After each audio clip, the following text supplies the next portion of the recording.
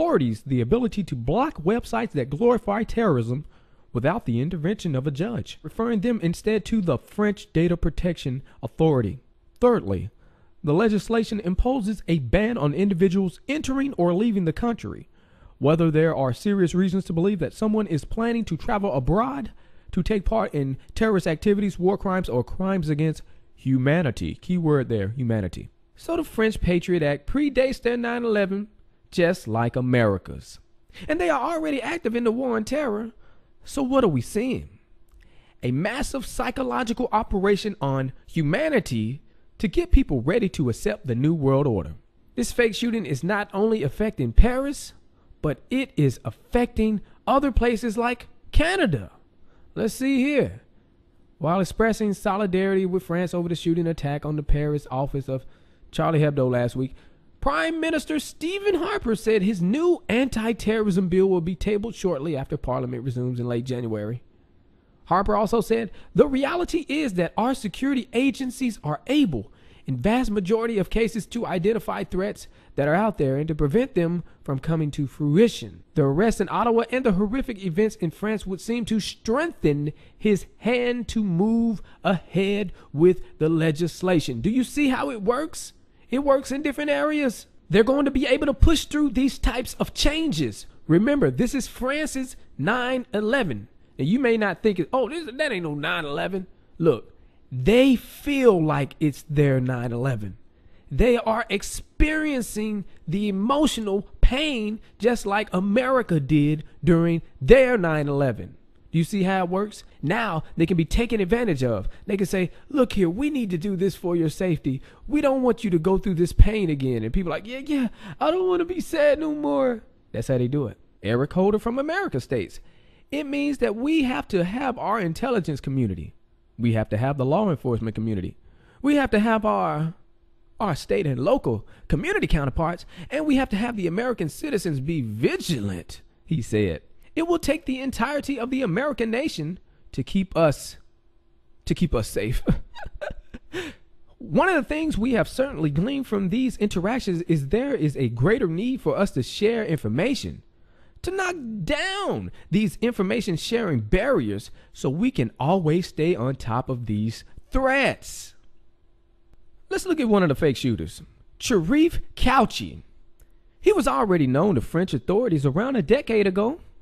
He appeared in a 2005 investigative documentary about jihadism that aired on French television. What am I saying? This guy was already known and he is a puppet.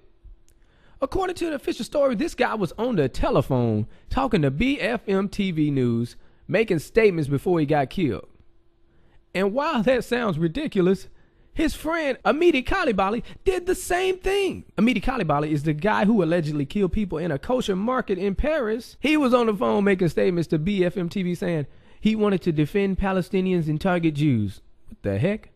He also claimed allegiance with Islamic State and said he had jointly planned the attacks with the Kouchi brothers. Jokers on the telephone with the news. We just want to make sure everyone is informed. Don't worry about that, fake shooters. I'll make sure everybody knows what's really going on here.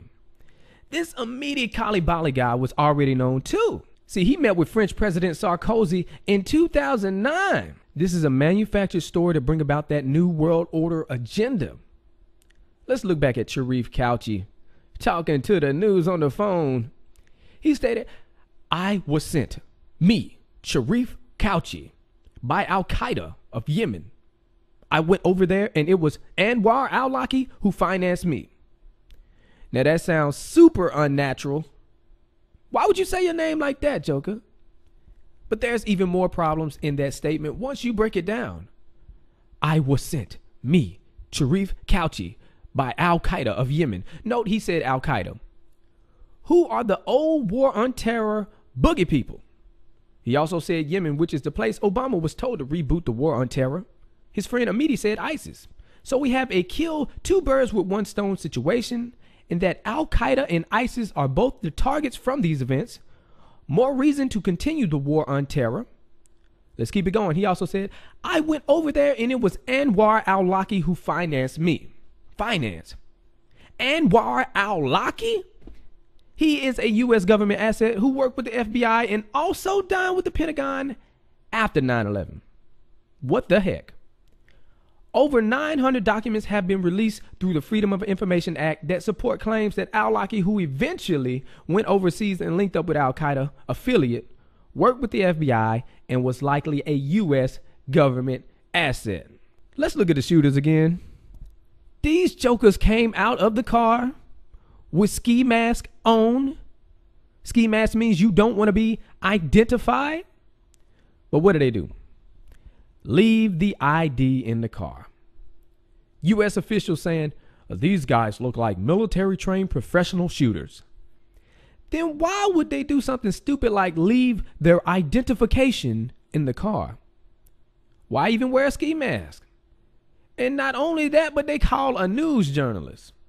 They just happen to have the number on them, and then they say, oh, we're just telling you we are defenders of the Prophet, and that I, Sharif Couchy, he said his name, have been sent. Stop being so gullible, y'all. That's what you call stupid stuff.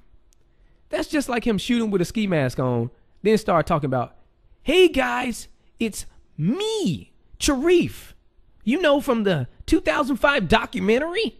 I could stop it right there because at this point we have a case closed situation. You couple this video with the proof Paris shooting is a hoax video, which shows no blood at all, and he even missed shooting a cop. Then also add the Paris false flag reporter fell as he admits blood put on the pavement after the cop shot, which shows a reporter admitting by mistake blood was put on the pavement. This is not just some little conspiracy theory like some people will say it is. This is an outright deception on the world, and you now have the proof of that. You should feel honored to know this information because the majority of the billions of people in the world population are being deceived and manipulated. You seeked and you found. Some people are naive enough to think, if it's fake, won't the news tell us it's fake? Or the police will let us know it's fake. The police? Don't you know there is a risk for them to expose this information? We can just ask Chief Helrick Friedel about the investigation, since he was investigating it, and talk to a victim's family members. Oh, wait a minute. We can't do that because he's dead now. According to the news, he committed suicide while investigating this hoax.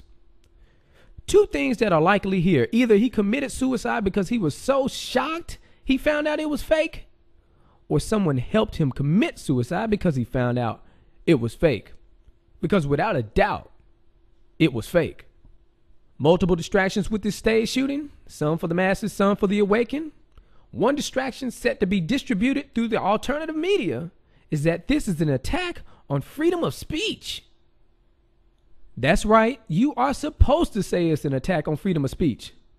One should be able to create cartoons without being shot, which is true, but this is a manufactured event, and that is what people need to know about. Why are Muslims being used? Well, atheists, you need to pay attention to this, because this is an easy way you get manipulated in this case. The New World Order agenda is to tear down the current model of beliefs held in the world today, one being religion. They then bring about their own New World Order religion that will be force-fed to the world. This New World Order religion will be merged with world government led by the United Nations and legitimized through pseudo-science. An example of that pseudoscience is the global warming argument and how humanity, keyword there, needs to work together to save the planet. The New World Order religion will falsely portray it's all about peace, and the religions of the past are evil and barbaric and should be done away with. It will be accepted by the masses of the world that those who hold these old beliefs are enemies of humanity. The role ISIS and Al-Qaeda play is to demonize Muslims, which then brings about legislation targeting those who hold certain beliefs, certain ideologies. What they don't tell you is that the legislation will not only just be used for Muslim extremists, but for anyone who does not comply with the New World Order agenda, be it atheists, Christians, gun owners, libertarians, it does not matter. If it goes against their agenda, they will eventually go after you. while turning the masses against you so their cause seems righteous.